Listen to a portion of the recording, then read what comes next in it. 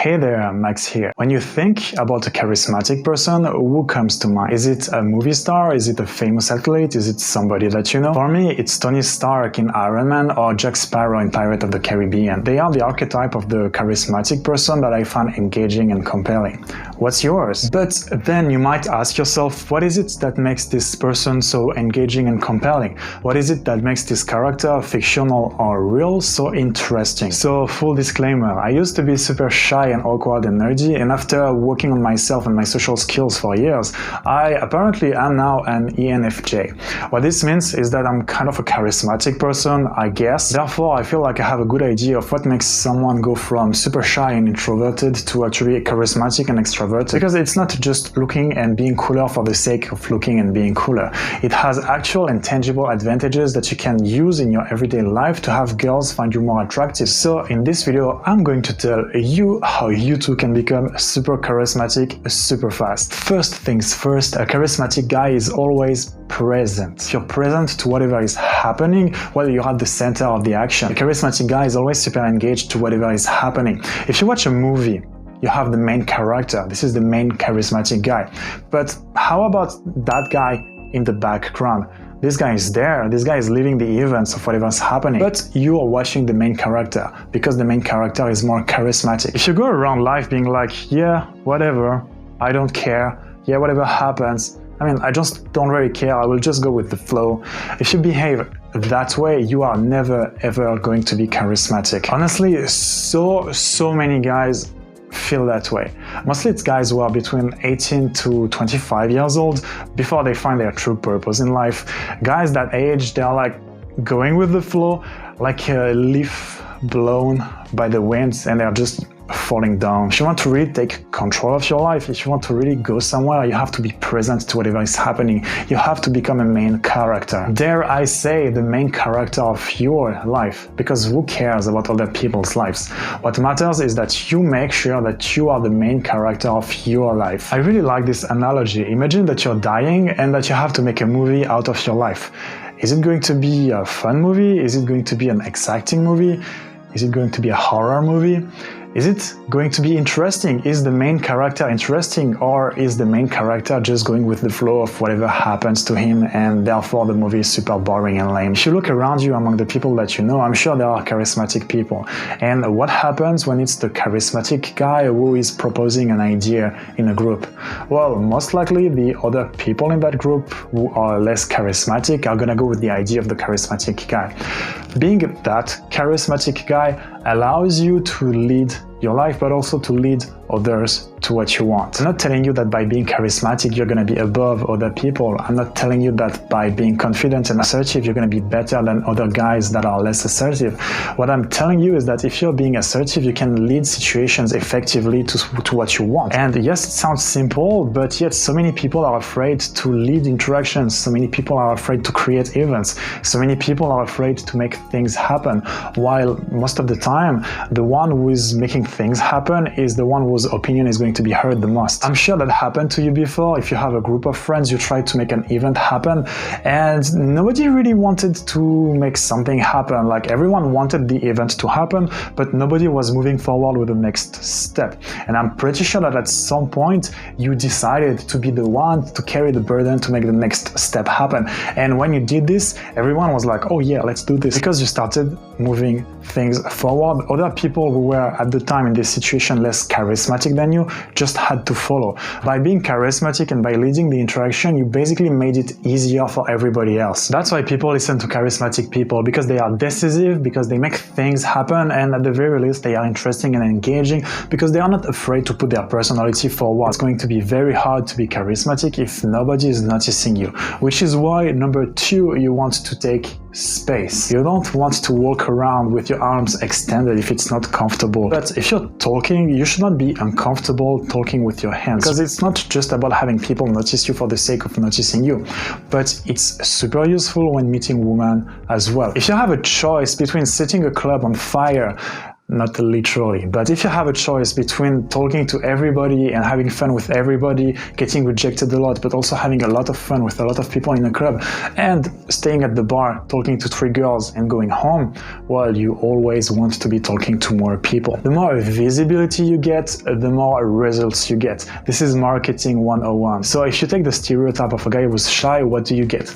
You have a guy who's constantly leaning forward, shoulders leaning inward, looking down at the floor, afraid to make eye contact with other people. This is basically the virgin versus Chad meme. The problem when you're shy is that you consciously and unconsciously try to always take the attention away from you because you're not comfortable handling the pressure that comes with it. That's a real problem because it conveys many things that are not attractive. See, the main problem of a shy guy is that he's afraid to go for what he wants. He's afraid to be rejected, and he really cares about pleasing other people and about fitting in. All of those things, they are the opposite of what a girl finds attractive. Girls are more likely to find attractive a guy who goes for what he wants, even if sometimes he fails, a guy who is owning his own beliefs, even if sometimes those beliefs make him look stupid. And most importantly, girls like guys who are able to handle social pressure of being at the center of attention. If you really think about it, who is at the center of attention? Only successful guys. And you might be like, oh yeah, but Keanu Reeves is like a famous introvert. Okay, sure, he's an introvert, but he's also the main actor of the John Wick movies, and he has a long career of successful movies. So he might be an introvert, but probably not in the same way that the average guy is an introvert. At the very least, such introverts are able to handle the social pressure. The main point there, you have to become comfortable with being the center of attention. You have to become comfortable with being under the spotlight. Oh, and you know what happens when you're the center of attention? Well, sometimes you say stupid shit and you look like a complete moron. But that's okay. See, the main characteristic of a charismatic guy is that he has no filters. Of course he has filters. Filters that prevent him from hurting other people's feelings, and filters that let him communicate effectively with other people so that he's relatable. But a charismatic guy is not filtering himself because he's afraid to look stupid. A charismatic guy is not filtering himself because he's afraid to be judged by other people. Basically, becoming charismatic is mastering the art of not giving a fuck. Not giving a fuck doesn't mean that nothing matters. A lot of things matter. By not giving a fuck, I mean not giving a fuck about other people's opinion of yourself. If you believe that you're doing the right thing, by all means, keep doing it and go in there 200%. The more you expose yourself to situations where you will have to stand for what you believe in, the more charismatic you will become. The more you expose yourself to other people's frame while holding your own frame, well, the more charismatic you will become. Quick example, you're here watching a video on YouTube and I could buy into the frame that I'm being watched by hundreds, thousands, millions of people and feel super self-conscious about what I'm saying. But I really believe in what I am saying, and so I'm willing to say it even if people find it super offensive or find it super stupid. When it comes to controlling your frame and controlling how you react to other things, it's all about your perception. You can make it a huge deal, or you can just choose moving forward with what you truly believe in. Take it from a guy who used to be bullied in high school and who used to make a huge deal out of everything.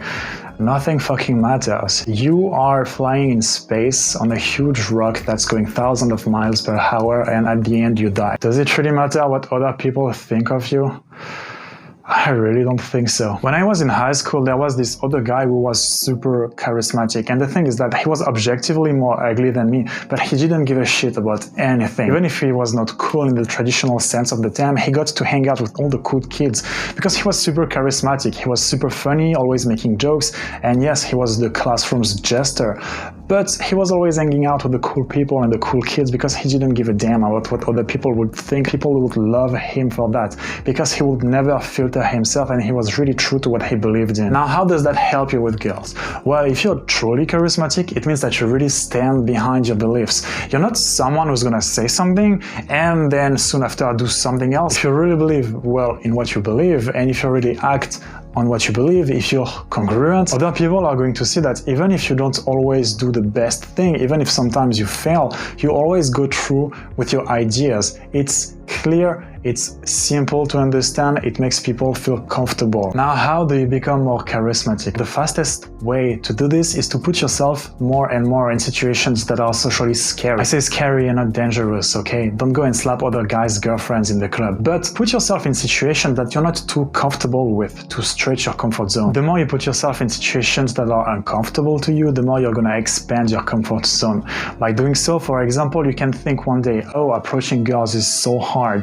I'm never ever gonna be able to walk up to a girl and tell her I like her. You practice this for 3 months and then you're like, how could I ever be afraid of saying hi to a woman? You want to expand your comfort zone by doing things that make you uncomfortable at first until it becomes comfortable. You should seek discomfort. If you have a choice between doing something that's easy and comfortable and doing something else that's not easy and not comfortable, you should go for the uncomfortable thing. You know what they say, if you want to lose weight and you have a choice between taking the stairs and taking the elevator, you probably want to have for habit to take the stairs. If you want to get better at meeting people and you have a choice between an easy and comfortable situation and a less comfortable social situation, you always want to go for the situation that's less comfortable to extend your comfort zone. You never want to go for easy sets. You don't want to approach girls that you don't think are super attractive. There is obviously less pressure when you talk to a girl that you don't think is super attractive, and there is obviously more pressure and you're obviously more intimidated when you go up to a girl who you think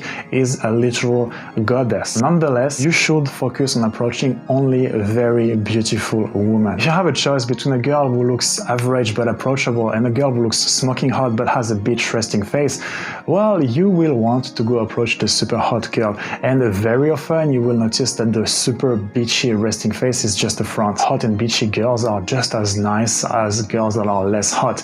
I have for theory that hotter girls are actually nicer than girls that are less attractive, but we will talk about this in another video. Last thing that you want to do, and I talked about it earlier, it's to totally unfilter your speech. You really want to speak your mind and you don't want to stop yourself from saying whatever you feel like saying because you're afraid that other people will judge you, because you're afraid that other people will think you're stupid or that you're lame or that you're racist or that you're not politically correct or whatever. At the very least, if you say something really dumb and if you hurt other people's feelings, you can say sorry afterward. But if you really believe in something, if you really think that joke is funny, you want to make that joke. If you want to discuss this topic more, we have a free webinar on Sunday at 11 a.m. PST. You're gonna hear me speak for over 1 hour and a half. It's gonna be amazing. Thank you very much for watching. Consider subscribing if you liked this video, and I will see you guys next time. Who the fuck do you think you are? Excuse me, hello. Don't you feel like it's more real to meet people in real life? Yeah, I think it's nice.